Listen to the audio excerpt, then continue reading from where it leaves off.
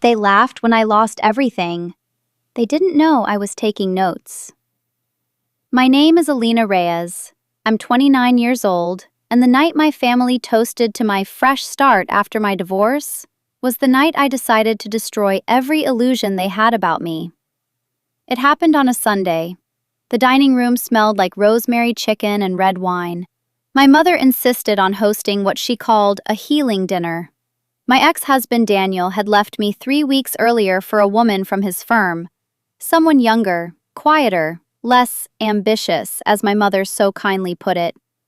I remember standing in front of the bathroom mirror before dinner, staring at my reflection. My eyes were swollen from crying. My confidence? Shattered. My savings? Gone. Because I had co-signed Daniel's startup loan 2 years ago. And my family? They thought I deserved it. "You were always too much," my older sister Camila said while adjusting her diamond bracelet. "Men don't like women who compete." I swallowed my response, because I was done arguing. I had built Daniel's company from the ground up. I handled investor decks, branding, marketing strategy, while he played the charismatic founder. When the app finally gained traction, guess whose name wasn't on the equity papers? Mine. And I trusted him. Just like I trusted my father when he said, "Marriage is about sacrifice, Alina." Sacrifice. Funny how the sacrifices were always mine. That Sunday dinner was supposed to be supportive. Instead, it felt like a performance. My parents spoke in hushed tones about how I should simplify my life. Maybe move back home. Maybe stop chasing big city dreams. Maybe accept that some women aren't meant to lead. I smiled, I nodded, and I memorized every word. Because what they didn't know was this. 2 days before Daniel left me, I found something. An email. An email that wasn't meant for me. It was from his new girlfriend, Mara. She accidentally forwarded a thread discussing internal restructuring at Daniel's company. In that thread was a spreadsheet attachment. And in that spreadsheet, every lie he'd told investors. Inflated user numbers, fake engagement metrics, shell accounts boosting downloads. Fraud. I stared at that screen for an hour. Then I downloaded everything. I didn't confront him. I didn't scream. I didn't beg. I let him leave. And that's what made them think I was weak. Back at the dinner table, my father raised his glass. "To Alina," he said. "May she learn from her mistakes." The table clinked in agreement. I clinked too, because I had already learned. That night, I went home to my half-empty apartment.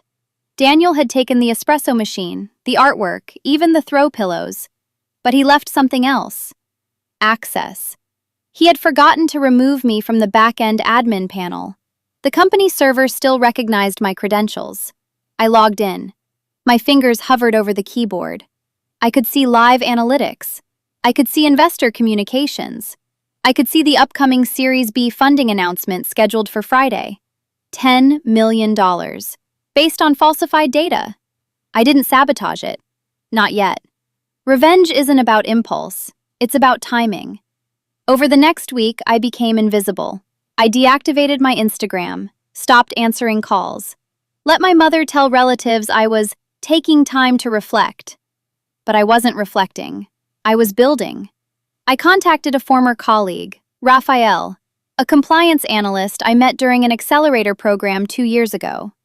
Back then, Daniel dismissed him as too cautious. I sent Raphael an encrypted message. Hypothetically, if someone had proof of tech startup fraud, how protected would they be? He replied within an hour. Very, if documented properly. I spent 3 days organizing evidence, timestamps, server logs, email trails, financial discrepancies. I didn't delete anything. I duplicated everything. On Thursday, Daniel posted a LinkedIn article titled, "Resilience in Leadership." The irony almost made me laugh. Friday morning, the funding announcement went live. Business blogs praised his visionary growth. Investors celebrated. My family texted in the group chat, "See? He'll be fine. Maybe you two can reconcile someday." I turned off my phone. At 2:17 p.m., I sent a secure package to 3 places: the Securities Regulatory Authority, 2 major tech journalists, and 1 venture capital firm leading the Series B round. I didn't include my name, just evidence. At 4:03 p.m., Daniel called. I watched it ring. Declined. 5 minutes later, he texted, "Did you do this?" I stared at the message. For the first time in weeks, I felt something other than humiliation. Control. I replied with 3 words. "You underestimated me." By evening, the funding round was under review. Articles shifted tone. Investors demanded clarification. An emergency board meeting was scheduled. My mother called 10 times. I finally answered. "What did you do?" she whispered, as if I had committed a crime. "I told the truth," I said calmly. "You'll ruin him." "No," I corrected. "He ruined himself." There was silence on the line. Then the sentence that changed everything. "You should have been more patient." More patient, as if enduring betrayal was a virtue. I ended the call. The next morning, Daniel's face was on a tech news site, not as a visionary, but as a cautionary tale. Shares plummeted. Investors withdrew. The board placed him on administrative leave pending investigation. Mara deleted every photo of them together. And suddenly, my phone wouldn't stop buzzing. But here's the part no one saw coming. I wasn't finished, because exposing Daniel wasn't the real revenge. It was step 1. You see, while everyone was distracted by the scandal, something else happened quietly in the background. 3 months earlier, before the divorce, I had pitched my own concept to a private innovation lab. Daniel laughed at it, said it was too niche. What he didn't know? They loved it. They just wanted proof I could execute independently. So when news broke that I had left the company entirely, they reached out. "Are you still interested in building this?" I looked at the message and smiled. Yes. For the next 6 weeks, I worked in silence. No social media, no family dinners, no explanations. While Daniel hired crisis PR teams, I built my prototype. While investors sued him, I secured seed funding, quietly. And when my father invited me to Sunday dinner again, I declined. "Busy," I said. "Doing what?" he asked skeptically. "Working." He sighed like I was still chasing fantasies. Let him. Because revenge isn't loud, it's strategic. The day Daniel was formally charged with financial misconduct, I received my first official wire transfer. $750,000 in seed capital. I stared at the confirmation email and felt something unfamiliar. Not anger, not vindication, freedom. But the real twist? My sister's husband was one of Daniel's minor investors. He lost nearly everything. And suddenly, family gatherings weren't so smug anymore. Camila called me one evening. "Did you know?" she asked carefully. "Yes," I said. "And you still did it?" I leaned back in my chair, staring at the skyline from my small office space. "I didn't do anything to him that he didn't do to himself." "You could have warned us." I paused. "You could have supported me." Silence. It's funny how betrayal feels different when you're on the losing end. By the end of the quarter, Daniel's company officially collapsed. Employees were laid off, assets frozen, reputation destroyed. And me? I launched mine. The press release went live on a Monday morning. Reyes Innovations secures major backing for ethical tech platform. My name, front and center. Investors praised the transparency-first model. Journalists highlighted my commitment to authentic metrics. One article mentioned my connection to Daniel's former company. They framed it as poetic justice. My father sent a single text, "Proud of you."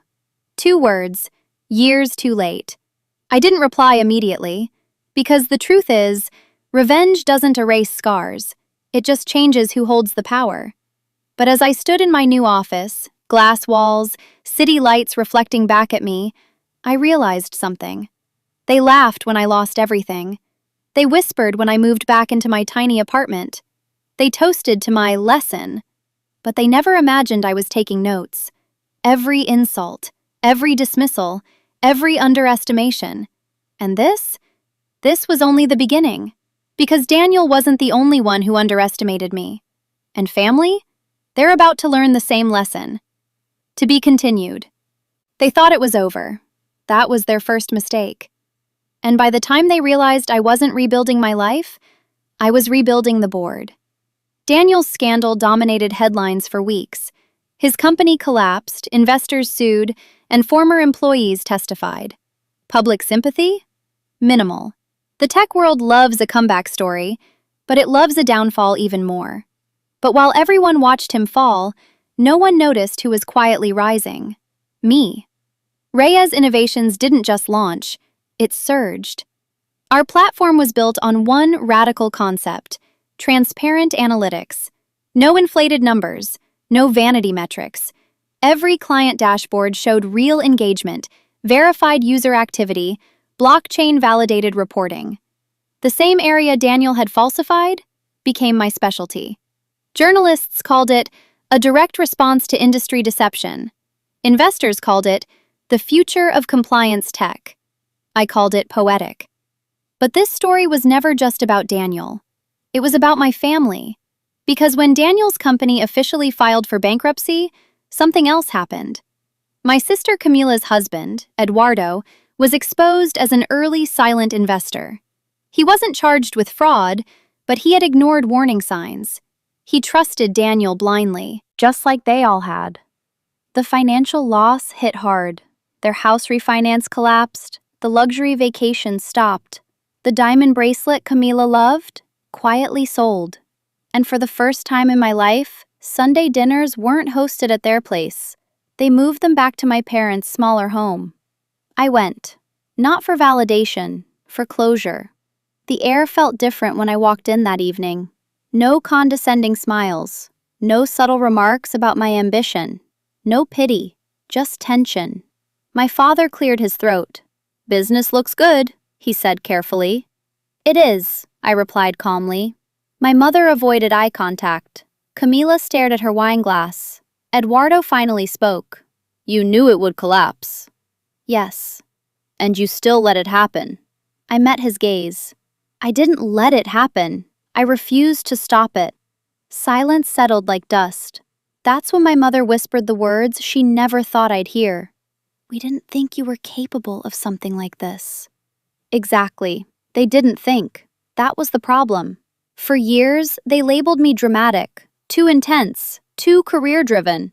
Every achievement was minimized, every success reframed as luck. But now, they were asking for advice. Eduardo asked if I knew any investors open to new opportunities. Camila asked about digital compliance consulting. My father asked how to diversify retirement funds more securely. And that was the moment I realized revenge had shifted. It wasn't about destroying them. It was about becoming the standard they now had to measure themselves against. But the real final move? That came 3 months later. Daniel tried to stage a comeback, a podcast interview, a rebranding effort, a sympathy narrative about young founders making mistakes. He even hinted that I had misunderstood internal data. That's when I did something different. I didn't respond publicly. I responded legally. Because buried in the original documents was something else, something I had held back. Stock manipulation evidence. It wasn't enough to send anonymously before, but now, with his public denial, it became relevant. This time, I attached my name. Alina Reyes, former co-architect, whistleblower. The second investigation hit harder than the first. The podcast episode was pulled, sponsors withdrew. His advisory offers disappeared. And when he texted me one final time, "You've made your point," I replied, "No, I made my boundaries." Then I blocked him, permanently. The following quarter, Reyes Innovations closed a $12 million Series A. But the most satisfying moment wasn't the funding. It was the keynote. I was invited to speak at a national tech ethics summit. Hundreds of founders, investors, and regulators in the audience. My topic? The cost of underestimating women in leadership. When I stepped on stage, I saw familiar faces in the back row. My parents, Camila, even Eduardo. They had flown in quietly, not to critique, to watch. I didn't mention Daniel by name. I didn't tell a bitter story. I spoke about integrity, accountability, ownership. And at the end, I said something that wasn't in the script. Sometimes revenge isn't destruction. Sometimes it's discipline. It's building something so undeniable that those who dismissed you are forced to confront their own blindness. The applause lasted longer than expected. Afterward, my father hugged me, tight, almost apologetic. I was wrong, he admitted. Those 3 words healed more than his earlier, proud of you, ever could. Camila approached last. I used to think you were too much, she said softly.